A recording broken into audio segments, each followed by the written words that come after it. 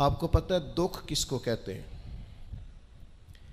دکھ کی تعریف درویش یہ کرتے ہیں کہ ہماری مرضی اور ہے اور رب کا ارادہ کرم اور ہے، اس کا نام دکھ ہے۔ سکھ کیا ہے کہ ہماری بھی وہی مرضی ہے جو ہمارے رب کی مرضی ہے۔ اگر مالک کریم کا ارادہ کرم یہ ہے کہ لاکھوں کروڑوں مل جائیں تو الحمدللہ، اور اگر اس کا ارادہ کرم یہ ہے کہ ایک وقت روٹی ملے ایک وقت فاقہ ہو تو الحمدللہ۔ اللہ کے فیصلوں پر راضی رہنا۔ ڈھیر سارے لوگ دنیا میں ملتے ہیں جو کہتے ہیں جی مجھے یہ پریشانی ہے، میں سب طبیبوں حکیموں کے پاس گیا، پھر میں آستانوں درباروں مزاروں پہ بھی حاضر ہوا، اس کے بعد میں نے بڑے بڑے دانشوروں سے مشاورت کی، لیکن میرا یہ مسئلہ حل نہیں ہوتا۔ تو کیا ہوتا ہے پھر وہ انزائٹی کا، ڈپریشن کا، ٹینشن کا، ذہنی تناؤ کا شکار ہونے لگتے ہیں۔ یاد رکھیے گا کہ اگر سارے ڈاکٹروں، طبیبوں، حکیموں، دعاؤں، التجاؤں کے بعد بھی مسئلہ حل نہیں نہ ہو رہا، تو پھر معنی یہ ہے کہ رب کی رضا یہی ہے کہ جو کرم سے اس نے فیصلہ کر دیا ہم بھی اس فیصلے پہ راضی ہو جائیں۔ بے چینی اور اضطراب یہ ہے کہ اللہ کا فیصلہ کچھ اور ہے اور ہماری جد و جہد کچھ اور ہے، اس سے ذہنی اضطراب اور تناؤ پیدا ہوتا ہے، اس سے طبیعتیں بے چین اور بے قرار ہوتی ہیں۔ امام علی مقام رضی اللہ تعالیٰ عنہ کی زندگی یہ ہے، اس کو سمجھیے گا کہ جس طرح قرآن مجید نے حضرت یوسف علیہ السلام کے واقعہ کو احسن القصص کہا ہے نا، قصوں میں سے سونا قصہ، خوبصورت داستان جناب یوسف کی، اور داستان یہ ہے کہ کبھی وہ باپ کے سب سے زیادہ لاڈلے ہیں اور کبھی وہ جناب یوسف علیہ السلام کنویں کی زینت بن گئے، کبھی ان کے قریب گرم ہوا بھی نہیں آتی اور کبھی ان کے چہرے پر تماچے پڑتے ہیں۔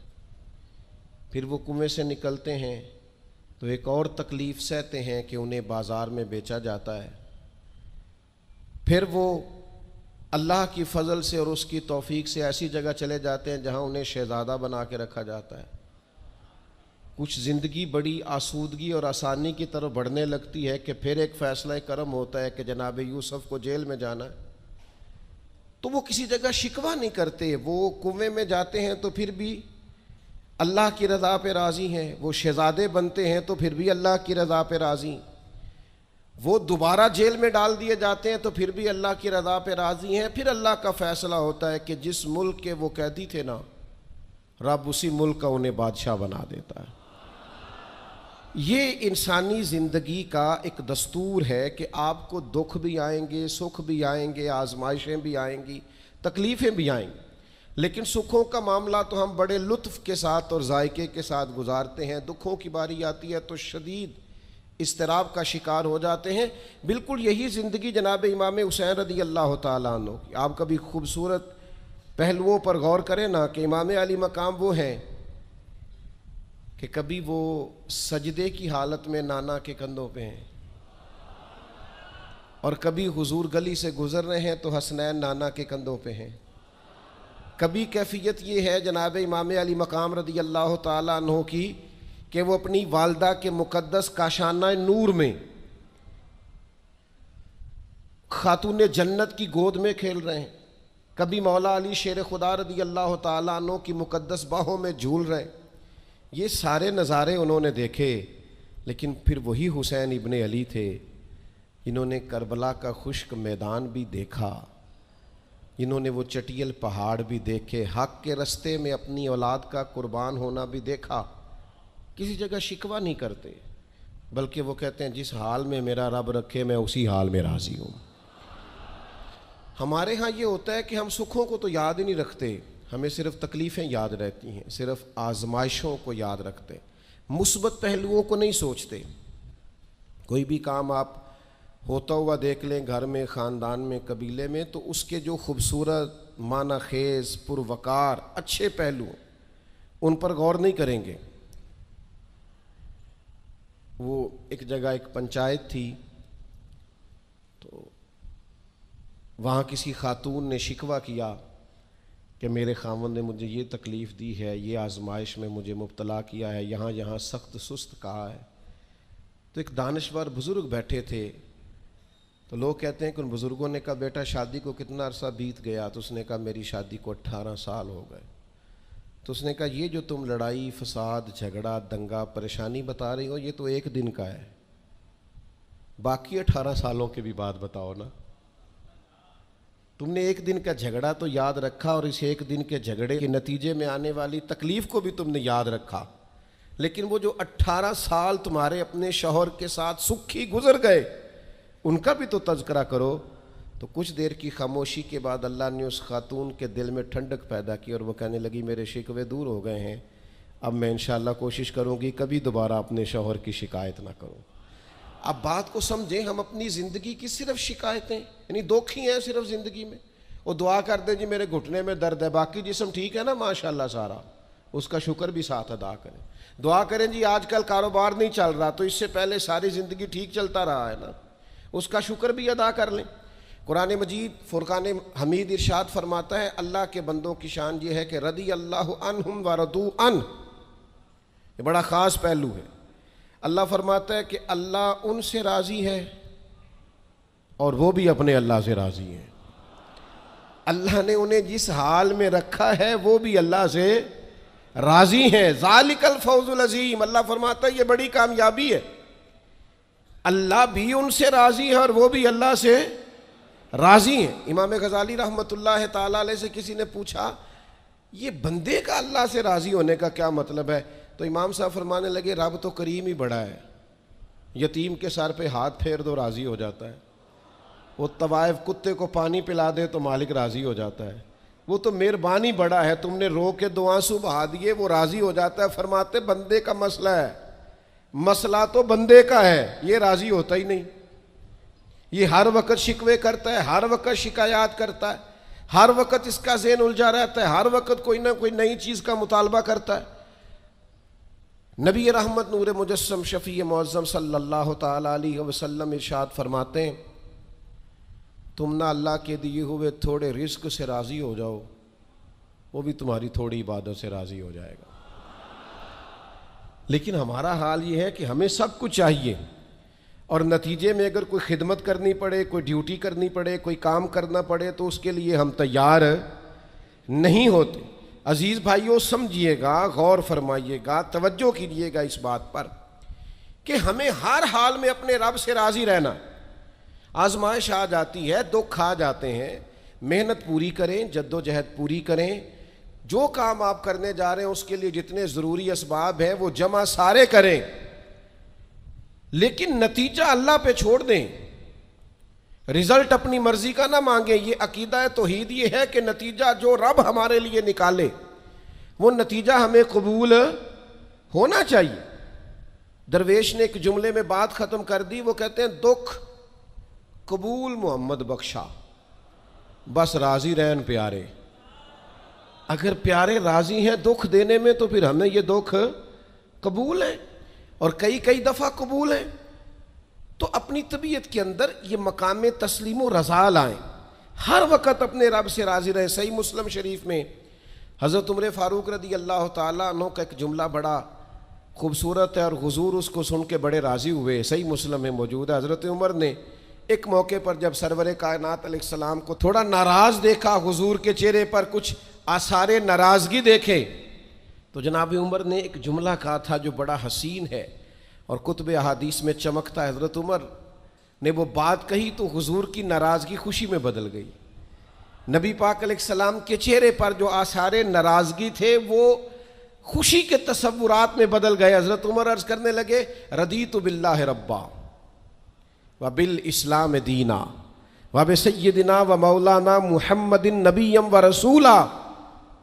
حضرت عمر نے حضور کو ناراض دیکھا تو کہنے لگے یا رسول اللہ ہم اللہ کے رب ہونے پہ راضی ہیں، اسلام کے دین ہونے پہ راضی ہیں، اور اللہ نے آپ کو ہمارا نبی اور رسول بنایا، ہم اس بات پر بڑے راضی ہیں۔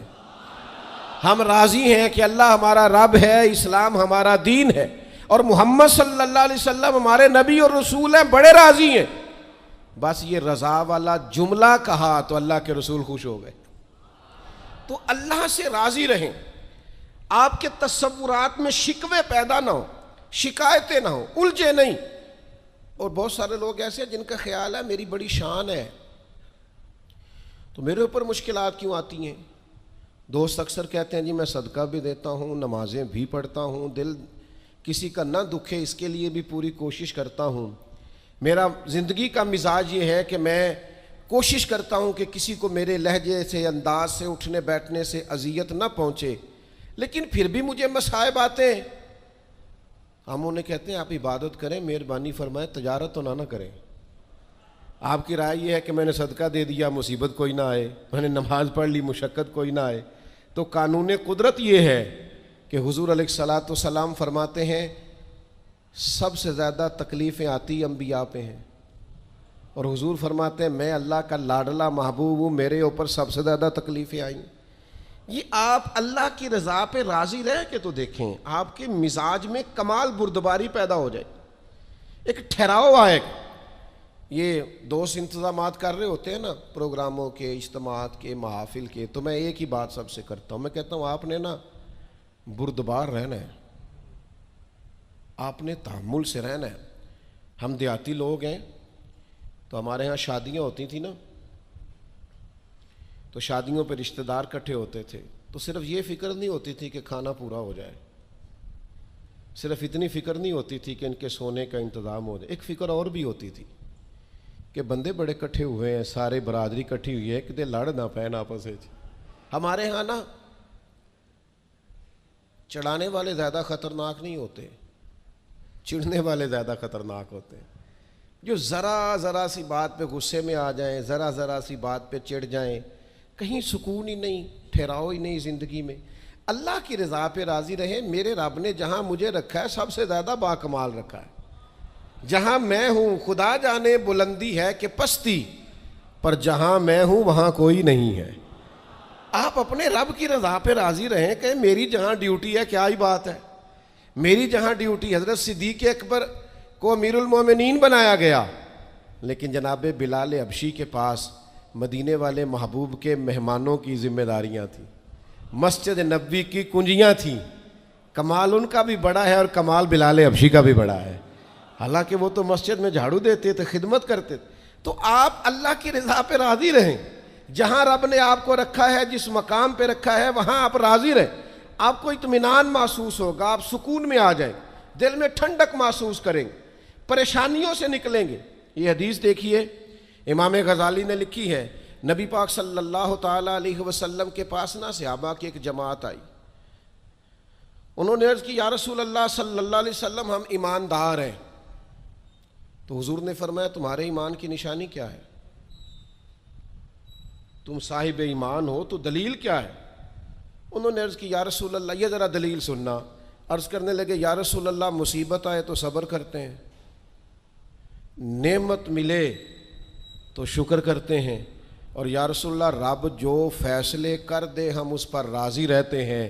حضور فرمانے لگے کعبے کے رب کی قسم تو واقعی ایماندار لوگ ہو، اگر تم اللہ کے فیصلوں پہ راضی ہو، اگر تم نعمتوں پہ شاکر ہو، مصائب پر صابر ہو، تو تم واقعی مومن ہو۔ تو یہ یاد رکھیں اچھی طریقے سے کہ ہمیشہ اپنے آپ کو اپنے رب کے فیصلوں پہ راضی رکھیں، ہمیشہ کوشش کریں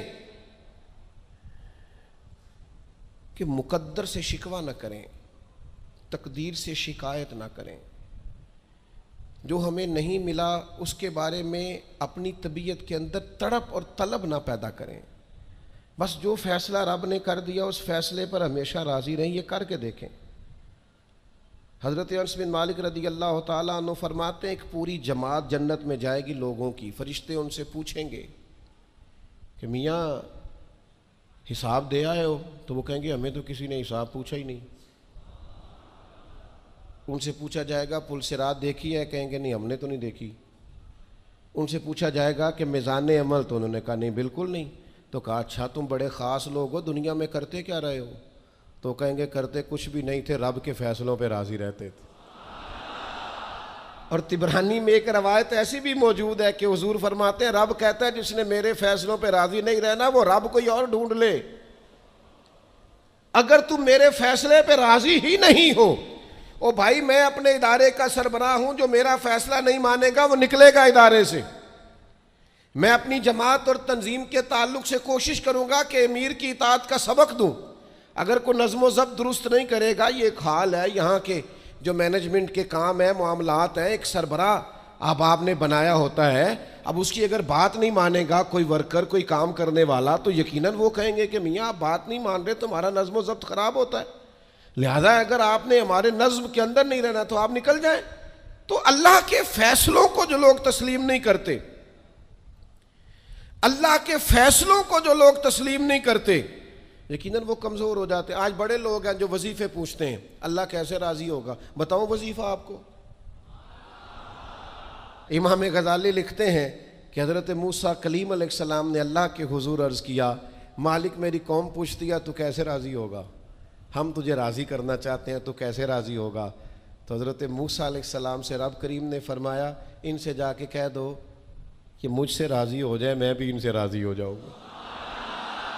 یہ اپنے رب سے راضی رہیں، جو رب ان کے لیے فیصلہ کرے۔ وہ حضرت سفیان ثوری دعا مانگ رہے تھے نا، یا اللہ راضی ہو جا، یا اللہ راضی ہو جا، یا اللہ راضی ہو جا۔ تو حضرت رابعہ بصریہ رحمۃ اللہ علیہا بھی پردے کے پیچھے بیٹھی تھیں، تو جب انہوں نے بہت زیادہ اس دعا پر اصرار کیا نا، یا اللہ راضی ہو جا، تو پردے کے پیچھے سے بول پڑی، کہنے لگی سفیان اب کچھ اور نہ مانگے اللہ سے، آگے نہ چلے۔ جناب سفیان کہنے لگے میں دعا ہی کر رہا ہوں کہ یا اللہ تو راضی ہو جا۔ تو فرمانے لگی پہلے اپنے دل پہ ہاتھ رکھ کے بتائیں آپ اللہ سے راضی ہیں؟ آپ تو کہتے ہیں یہ ہے تو یہ نہیں ہے، کبھی یہ بھی مل جائے نا، اگر آپ ناراض نہ ہوں تو۔ پہلے خیال تھا ایک سواری مل جائے، چاہے موٹر سائیکل ہی ہو، مل گئی، اب بڑے پریشانی ہوتی ہے، کبھی 4 ٹائروں والی ہوتی نا، وہ بھی مل گئی، دے دی، طلب ہی یہ تھی۔ اب خیال آتا ہے کبھی تھوڑی سی بڑی مل جائے نا، وہ بھی مل گئی۔ اب جن کی ذرا گاڑیاں اونچی ہیں، ٹائر چوڑے ہیں، وہ پریشان کرتے ہیں، تو بندہ تو روک ہی نہیں رہا کہیں۔ تو حضرت کلیم سے رب نے فرمایا ان سے کہو مجھ سے راضی ہو جائے، میں بھی ان سے راضی ہو جاؤں۔ لیکن ہماری طبیعت کی بے چینی، ہمارے مزاج کی بے قراری، ہمارے لب و لہجے کا وہ عالم کہ ہم خوش نہیں ہوتے۔ ڈھیر سارے لوگ ہیں، آپ کچھ بھی کر لیں، کچھ بھی گھر میں لے آئیں، کچھ بھی ہو جائے، کتنی بھی نعمت مل جائے، ان کا مزاج اس طرح کا بن جاتا ہے، خوش نہیں۔ میں اکثر دوستوں سے کہتا ہوں کہ بعض دوست ایسے ہیں جن کا انداز اس طرح کا ہے کہ ان کو کوئی بھی نعمت مل جائے تو ان کی طبیعت سکون پذیر نہیں ہوتی۔ حضرت عبداللہ ابن عمر رضی اللہ تعالیٰ عنہ صحابہ میں سے بڑے صالح آدمی ہیں، نیک آدمی ہیں، حضرت عمر کے صاحبزادے ہیں، اور اللہ کے حبیب علیہ السلام نے فرمایا یہ بڑے نیک ہیں۔ تو سیدنا عبداللہ ابن عمر رضی اللہ تعالیٰ عنہ کے نا ایک صاحبزادے بیمار تھے۔ یہ جو بچے بیمار ہوں یا کسی تکلیف میں ہوں تو یہ ماں باپ کو بڑا بے چین کر دیتے ہیں۔ اپنی بھوک بھی بندہ سہ لیتا ہے، اپنی بیماری اور تکلیف بھی سہ لیتا ہے، لیکن اگر اولاد کسی آزمائش کا شکار ہو جائے، پریشانی کا شکار ہو جائے تو انسان بڑی تکلیف میں آ جاتا ہے۔ حضرت عبداللہ ابن عمر رضی اللہ تعالیٰ عنہ بڑے پریشان تھے اپنے بیٹے کو لے کر، اور جو ان کے قریبی لوگ تھے وہ محسوس کرتے تھے کہ شدید ذہنی اضطراب میں مبتلا ہیں سیدنا عبداللہ ابن عمر۔ اللہ کا فیصلہ ایک کرم آیا اور ان کے صاحبزادے کا وصال ہو گیا۔ جب ان کے صاحبزادے وصال کر گئے نا تو ظاہر ہے کہ بیماری سے بڑا غم تو صاحبزادے کا انتقال کر جانا ہے۔ تو جنازے کے لیے جو لوگ آئے اور اس کے بعد جو تعزیت کے لیے لوگ آئے، وہ کہتے ہیں ہم نے جناب عبداللہ ابن عمر کو بڑا مطمئن دیکھا، ہم نے دیکھا کہ بیٹے کے انتقال کے بعد ان کی طبیعت میں ایک ٹھہراؤ آ گیا، اور وہاں آنے جانے والوں کو بڑے اطمینان سے، بڑی محبت سے ملتے، ان کا انداز بڑا منفرد ہو گیا۔ ایک صاحب نے پوچھ ہی لیا کہ جناب آپ پہلے بڑے بے چین تھے، اب آپ کی طبیعت میں بڑا ٹھہراؤ آ گیا، وجہ کیا ہے؟ تو حضرت عبداللہ ابن عمر فرمانے لگے جب تک وہ بیمار تھا میری ذمہ داری تھا اور میں بے چین تھا۔ فرمایا میرے رب کا فیصلہ ہے، کرم آ گیا ہے اور وہ میرے رب کے حضور حاضر ہو گیا ہے۔ گویا اب جس بارگاہ میں گیا ہے وہاں رحمت ہی رحمت ملے گی، وہاں کرم ہی کرم ملے گا۔ اب میں مطمئن ہو گیا ہوں کہ اللہ کی رحمتیں قبر میں اس کا استقبال کریں گی۔ جب تک میری ڈیوٹی تھی تو میں پریشان تھا، بے چین تھا، بے قرار تھا، اب تو حاضر بارگاہ ہو گیا اور میں اپنے رب کی رضا پہ راضی ہوں۔ جب تک اللہ نے چاہا بیٹا میرے پاس رہا، اور جب اللہ نے چاہا اللہ نے اسے اپنی بارگاہ میں بلا لیا۔ میرے بھائیو یاد رکھیے گا، ہمیشہ اس بات کو اپنے ذہن میں بٹھائیے گا کہ زندگی کے اندر کبھی بھی اللہ کے فیصلوں پر شکوہ کرنا اور اللہ کے فیصلوں پر اظہار ناراضگی کرنا معاذ اللہ، اس سے اپنے دامن کو ہمیشہ بچا کے رکھیں اور پناہ میں رکھیں اپنے دامن کو، کہ کبھی بھی انسان اس طرح کا نہ ہو جائے۔ میں دیکھتا ہوں شدید بے چینی، یہ ہمارے ماحول میں اللہ تعالیٰ معاف فرمائے، جو لوگوں سے شدید ایک دوسرے سے ہماری طبیعتیں کھنچ جاتی ہیں اور تناؤ اور کھچاؤ پیدا ہو جاتا ہے، اور پھر لوگ ڈپریشن میں چلے جاتے ہیں، حتیٰ کہ بعض لوگ معاذ اللہ انتہائی قدم اٹھاتے ہیں، خودکشی کی طرف بڑھ جاتے ہیں۔ اور بڑے بڑے پڑھے لکھے لوگوں کا ہم ایسا رجحان دیکھتے ہیں کہ وہ عجیب پریشانی کن گفتگو کرتے ہیں، بس اس کا ارادہ تھا ملک سے باہر جانے کا اور وہ حالات سازگار نہیں ہوئے، کسی وجہ سے نہیں جا سکا، تو بھئی سارے لوگ نہیں جا پاتے۔ آپ ڈھیر سارے لوگوں سے پوچھ لیجئے گا کہ وہ زندگی میں کچھ اور کرنا چاہتے تھے، لیکن اللہ کا ارادہ کرم ان کے لیے کچھ اور تھا۔ اور یہ ایک ایسی اللہ کی توحید کی علامت ہے کہ مولا علی شیر خدا فرماتے میں نے اسی سے تو رب کو پہچانا ہے، کہ جو میں کرنا چاہتا تھا وہ نہیں ہوا، بلکہ وہ ہوا جو میرا رب چاہتا تھا۔ فرماتے میں نے کسی کام کے لیے سارے اسباب جمع کر لیے، جب نہیں ہوا تو میں سمجھ گیا یہ کرنا میرے اللہ نے۔ تو میرے عزیز، یہ تو اللہ کی بہت بڑی اس کے ہونے کی علامت ہے کہ آپ اس کی رضا پہ راضی رہیں۔ حضرت ابن وقاص رضی اللہ تعالیٰ عنہ بڑے مستجاب الدعوات تھے، جو دعا مانگتے تھے قبول ہو جاتی تھی، اللہ کا ان پر خاص انعام تھا۔ اور یہ بات بڑی مشہور ہو گئی، دور دور سے لوگ ان کے پاس دعائیں کرانے آتے تھے، خود وہ نابینا تھے، بینائی نہیں تھی۔ تو کچھ لوگوں نے ان سے کہا کہ آپ اپنے لیے بھی دعا کر لیں، تو فرمانے لگے میرے رب نے بڑا عرصہ مجھے آنکھوں کا نور عطا کیا ہے، اب وہ لے گیا ہے تو میں اپنے رب کی رضا پہ راضی ہوں۔ اب اس میں ہوتا کیا ہے؟ دکھ اور تکلیف اور اللہ کے فیصلے پہ راضی رہنے میں نا ایک خاص لذت بھی ہے۔ صرف سکھوں کا مزہ نہیں ہوتا، دکھوں کا بھی مزہ ہوتا ہے۔ ہاں ہاں، زخموں کی بھی ایک لذت ہوتی ہے۔ یہ کبھی آپ کے کوئی زخم ہو جائے اور ٹھیک ہونے کے قریب آئے تو آپ اسے چھیڑ کے دیکھیں، اس کی بھی ایک لذت، دکھوں کا بھی ایک مزہ۔ سکھوں میں تو لوگوں کو رونا نہیں آتا، جو بڑے سکھی ہوتے ہیں وہ تو کعبے جا کے نہیں روتے، ناراض نہ ہوئیے گا مجھ سے، ان کو تو مدینے جا کے رونا نہیں آتا۔ یہ دکھ ایک ایسی چیز ہے جو بندے کے دل کو نرم رکھتے ہیں۔ یہ آزمائش ایک ایسی چیز ہے جس میں نفسانی قوتیں ختم ہوتی۔ کوئی نہ کوئی آزمائش انسان کے ساتھ رہے تو اللہ کے حضور حاضر رہتا ہے۔ دکھوں کو، بیماریوں کو، تکلیفوں کو کبھی بھی برا نہیں جاننا چاہیے۔ یہ تو انسان کو اللہ کے قریب کر دیتی ہیں، دلوں کو نرم کر دیتی۔ جن کو ہم بعض اوقات بڑی آزمائش سمجھ رہے ہوتے ہیں وہی تو خیر بن جاتی۔ حضرت جناب ایوب علیہ السلام شدید علیل ہو گئے، شدید بیمار ہیں، 16 سال گزر گئے بیماری کو۔ تو آپ کی اہلیہ نے ایک دن آپ سے کہا اللہ کے نبی ہیں، دعا ہی مانگ لیں، اللہ شفا دے دے۔ تو جناب ایوب علیہ السلام اپنی اہلیہ سے فرمانے لگے شفا کتنا عرصہ رہی ہے؟ انہوں نے کہا 60 سال۔ فرمایا بیماری کو کتنا عرصہ ہوا؟ کہا 16 سال۔ فرمانے لگے ذرا بیماری کو بھی 60 ہو لینے دے، پھر دعا مانگ لیں گے، ہو لینے دے ذرا 60 سال۔ اللہ کی رضا پہ راضی رہنے کا فیصلہ کیا۔ آپ کی زبان مبارک سے یہ جملے نکلے کہ 60 سال ہو جائیں گے تو کر لوں گا دعا، اللہ تعالیٰ نے اسی وقت شفا عطا فرما دی، ٹھیک ہو گئے جناب ایوب۔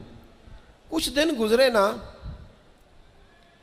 تو آپ کی اہلیہ نے ایک سوال پوچھا، کہنے لگی ایوب یہ بتائیے آپ نے بیماری بھی دیکھی، شفا بھی دیکھی، بیماری ٹھیک تھی کہ شفا؟ تو آپ فرمانے لگے سارے دن ہی اللہ کے ہیں، جس حال میں رکھے ٹھیک ہے۔ وصل اچھا ہے نہ فراق اچھا ہے، یار جس حال میں رکھے وہی حال اچھا ہے۔ میں سارے دن اس کے ہیں، لیکن فرمانے لگے اگر تم مجھ سے پوچھو نا میری ذاتی رائے تو بیماری بڑی اچھی تھی۔ انہوں نے کہا یوں بیماری اچھی تھی؟ آپ فرمانے لگے جب میں بیمار تھا نا تو 24 گھنٹے میں ایک بار میرا رب میرا حال پوچھتا تھا۔ فرمایا 12 گھنٹے تو اس مزے میں گزر جاتے تھے کہ رب نے حال پوچھا ہے، اور پھر اگلے 12 گھنٹے میں انتظار کرتا تھا کہ میرا رب دوبارہ کب حال پوچھے گا۔ تو میں ان 24 گھنٹوں کی لذت نہیں بتا سکتا جو اس کے حال پوچھنے سے طاری ہوتی۔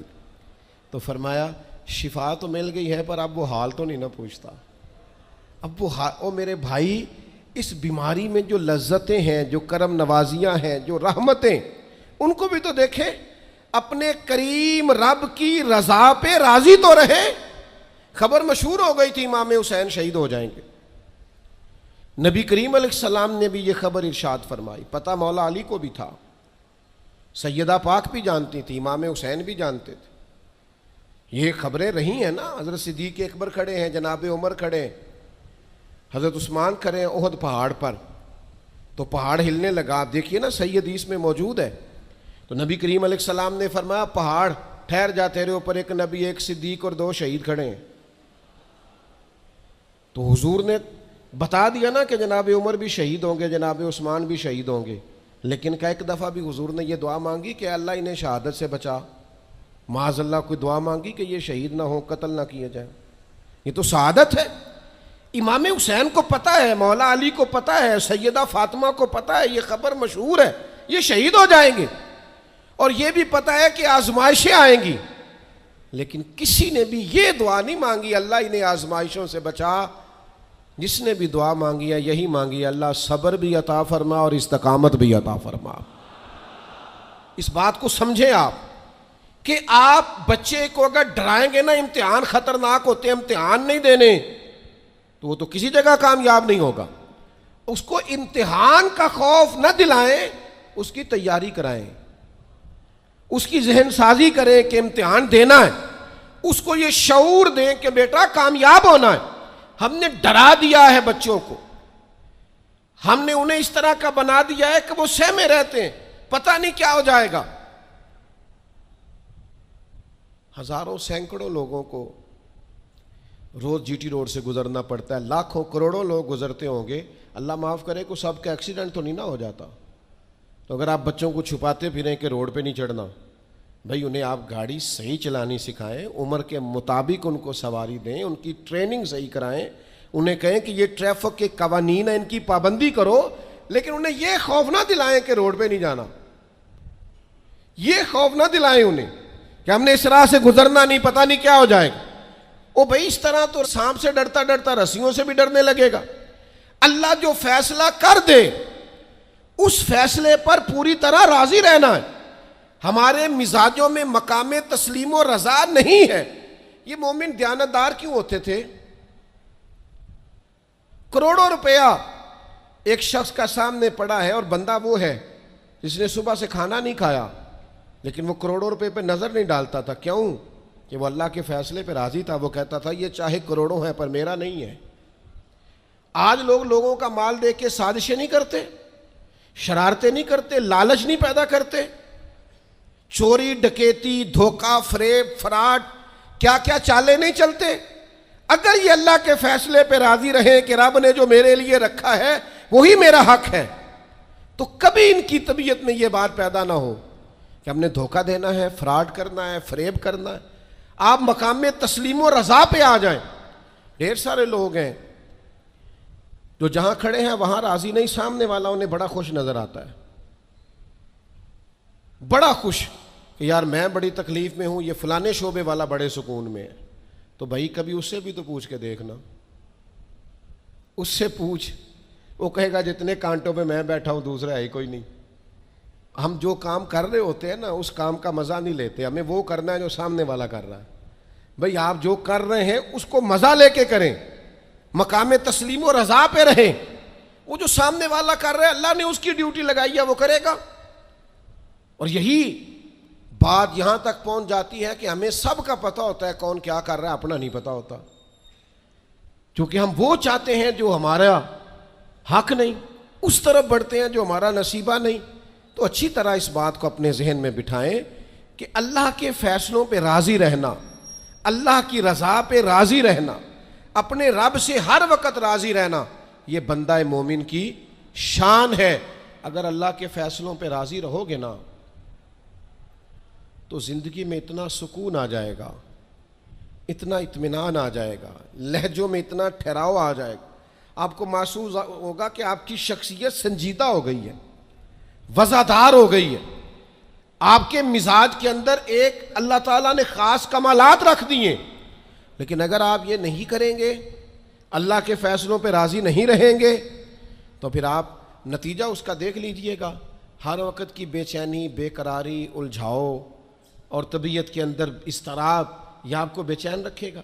ہم اپنی زندگی میں اگر تھوڑا سا یہ والا فیصلہ لے آئیں، آپ دیکھیں نا، انداز دیکھیں، 14 لوگ شہید ہو گئے تھے بدر میں،